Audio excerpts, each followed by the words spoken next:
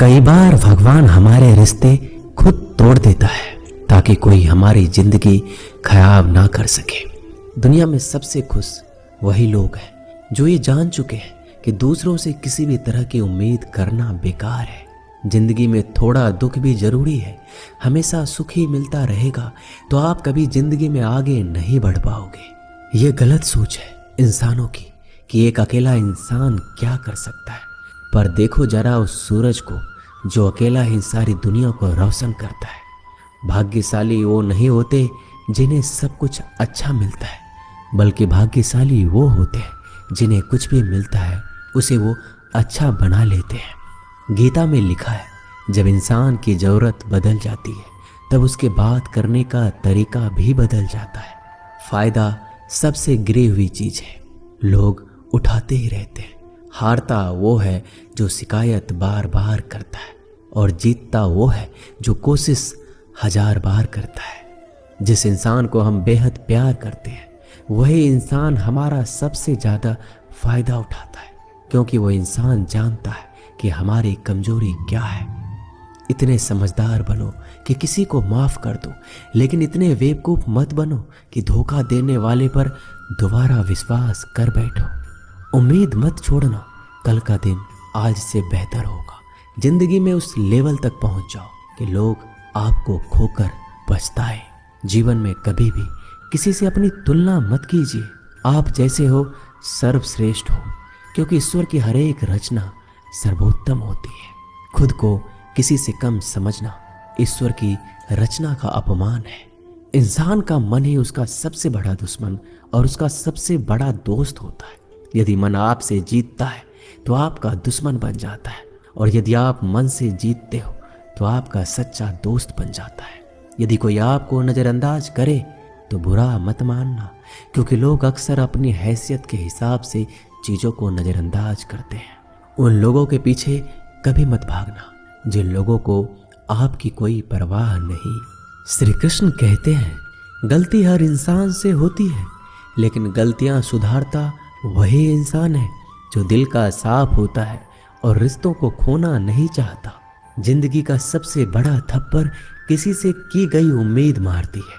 कभी कभी इंसान ना टूटता है ना बिखरता है, बस हार जाता है, कभी खुद से तो कभी किस्मत से तो कभी अपनों से। हर जिंदगी में खुद को समय जरूर दें, क्योंकि पहली ज़रूरत आप खुद हैं। याद रखना कि ज़रूरत से ज़्यादा अच्छे बनोगे तो ज़रूरत से ज़्यादा इस्तेमाल किए जाओगे।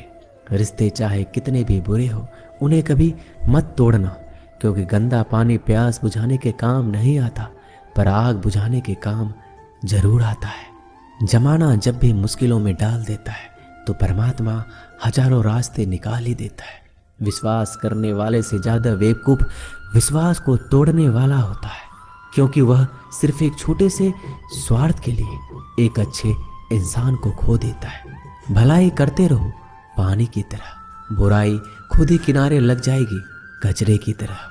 जब कोई समझे नहीं तो उसे समझाने की ज़रूरत ही क्या है। जब कोई माने नहीं तो उसे बताने की ज़रूरत ही क्या है। सच्चे दिल से किसी ज़रूरतमंद की मदद करके तो देखो। अगर दिल को सुकून ना मिले तो कहना, जिसे जाना है उसे जाने दो। अगर वो आज रुक भी गया तो कल चला जाएगा। इंसान को इंसान से दूर कर देने वाली सबसे पहली चीज जुबान है और दूसरी चीज पैसा है। जिन्हें सपना देखना अच्छा लगता है उनकी रात छोटी पड़ जाती है, और जिन्हें सपने पूरा करना अच्छा लगता है उनके दिन छोटे पड़ जाते हैं। किसी की आदत देखनी है तो उसे इज्जत, और किसी की अगर फितरत देखनी है तो उसे आज़ादी दो। हर इंसान में कोई ना कोई प्रतिभा जरूर होती है, पर लोग अक्सर इसे दूसरे जैसा बनने में नष्ट कर देते हैं। महंगे इतने भी मत बनो कि लोग तुम्हें बुला ना सके, और सस्ते इतने भी मत बनो कि लोग तुम्हें नचाते ही रहें। खामोशियाँ कभी बेजुबान नहीं होती। कुछ दर्द ऐसे होते हैं जो आवाज़ तक छीन लेते हैं।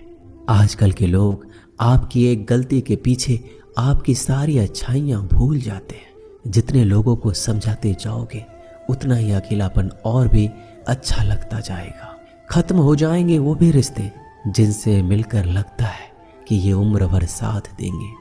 श्री कृष्ण कहते हैं, अहंकार किसी भी चीज का हो सर्वनाश करके ही छोड़ता है। खाली वक्त में तो हर कोई बात कर लेता है। प्यार तो तब होता है जब कोई आपसे बात करने के लिए आपका अपना सारा वक्त खाली कर दे। सब कुछ ठीक करने का इंतजार करोगे तो बैठे ही रह जाओगे। आप हिम्मत करो, खुद उठो, अपनी जिंदगी में सब कुछ ठीक कर दो। लोग पहचानना ही भूल जाए इससे पहले अपनी पहचान बना लेनी चाहिए। एक बार एक राजा ने भगवान श्री कृष्ण का मंदिर बनवाया और उसमें मूर्ति की पूजा करने के लिए एक पंडित को रखा।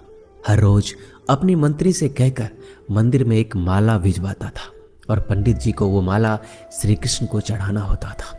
उसके बाद राजा जब दर्शन के लिए आता था तो पुजारी वो माला भगवान की मूर्ति के ऊपर से निकालकर राजा के गले में पहना देता। कई सालों तक ऐसा चलता रहा। पंडित जी अब बूढ़े हो चुके थे। एक दिन राजा की तबीयत खराब हो गई। उसने अपने सेवक को कहा कि तुम जाकर पंडित जी को माला दे आओ और उनसे कहो कि आज मेरी तबीयत खराब है, मैं आज मंदिर नहीं आ सकता, तो प्रतीक्षा ना करें। फिर राजा का सेवक वो माला लेकर पुजारी के पास गया और पूरी बात बता दी। पुजारी जी ने वो माला मूर्ति को चढ़ाई और सोचने लगे, इतने सालों से ये परंपरा चली आ रही है, लेकिन मैंने कभी भगवान का माला उतार कर खुद नहीं पहनी।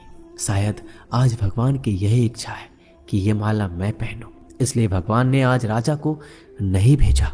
इसलिए आज अच्छा मौका है, ये माला मैं निकाल कर खुद पहन लेता हूँ। फिर उस पंडित ने भगवान की मूर्ति से माला निकाल कर खुद पहन ली। इसी बीच राजा का सेवक दौड़ के पंडित के पास आया और पंडित जी को कहने लगा कि राजा जी को ठीक नहीं लग रहा है, उनकी तबीयत और बिगड़ गई है, इसलिए अब वो प्रभु के दर्शन करना चाहते हैं। वो आ रहे हैं, उनकी सवारी जल्दी अभी मंदिर में आएगी। उन्हें लगा कि ये परंपरा कहीं टूट ना जाए, इसलिए वो आज भी मंदिर में आ रहे हैं।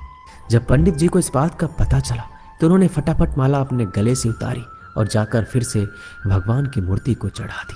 फिर कुछ देर बाद राजा वहां आए और रोज की तरह पंडित जी ने भगवान के ऊपर से माला निकाली और राजा को पहना दी। अब राजा ने उस माला को देखा तो उस माला में एक सफेद बाल नजर आया। राजा ये समझ गया कि ये बाल पंडित का है। राजा ने पुजारी से पूछा, क्या ये माला आपने पहनी थी? इसमें सफेद बाल कहाँ से आया? यह सुनकर पुजारी जी घबरा गए। उन्हें लगा अगर मैं सत्य बता दूं तो राजा मुझे दंड देंगे, इसलिए वह पुजारी ने कहा, यह बाल तो श्री कृष्ण का है। राजा को सुनकर बहुत ही गुस्सा आया। उसने कहा, तुम झूठ बोल रहे हो, भगवान के बाल सफेद कब से होने लगे? राजा ने कहा, मैं फिर कल आऊंगा और श्रृंगार के समय देखूंगा कि उनके बाल सफेद हैं या काले। अगर बाल काले निकले और सफेद नहीं निकले तो आपको कल ही मृत्यु दंड दिया जाएगा, क्योंकि आपने मुझसे झूठ बोला है। राजा ये कहकर वहां से चला गया। इधर पुजारी भगवान के चरणों में गिरकर रोने लगे कि हे प्रभु, मुझे माफ कर दीजिए, मैं लोभ में आ गया था, मुझे लगा मुझे ये माला पहन लेनी चाहिए, मुझे बचा लीजिए, नहीं तो कल राजा मुझे मार देगा। तो पुजारी पूरी रात भगवान के चरणों में गिरकर रोने लगा, विनती करने लगा कि प्रभु मुझे बचा लीजिए। अगली सुबह राजा मंदिर पहुंचा। राजा ने भगवान की मूर्ति के ऊपर से मुकुट निकाला और उनके बाल देखे। राजा चौंक गया क्योंकि भगवान की मूर्ति के ऊपर सफेद बाल थे। राजा ने सोचा ये पुजारी की कोई चाल है, इसने मौत की सजा से बचने के लिए भगवान के बाल सफेद कर दिए हैं। राजा यह बाल असली या नकली इसकी जांच करने के लिए बाल तोड़ने लगा। जैसे ही राजा ने कुछ बाल तोड़े तो मूर्ति में से खून की धारा बहने लगी।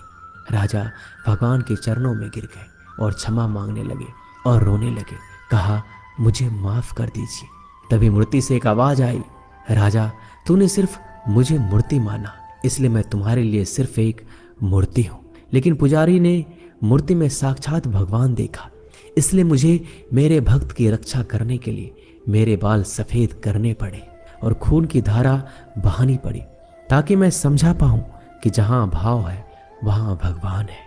अगर आप वाकई में भगवान का स्मरण करते हैं, उन्हें देखना चाहते हैं, तो आपके अंदर सिर्फ भाव होना चाहिए। ये एक छोटी सी कहानी हमें शिक्षा देती है कि भगवान के आशीर्वाद के सिवाय कुछ भी संभव नहीं। अगर आप सच्चे दिल से भगवान को पुकारते हैं तो भगवान आपकी मदद के लिए जरूर आते हैं। दोस्तों, ये वीडियो यही समाप्त होती है। मिलते हैं अगले वीडियो में। तब तक के लिए अपना ख्याल रखिएगा। जय श्री कृष्णा।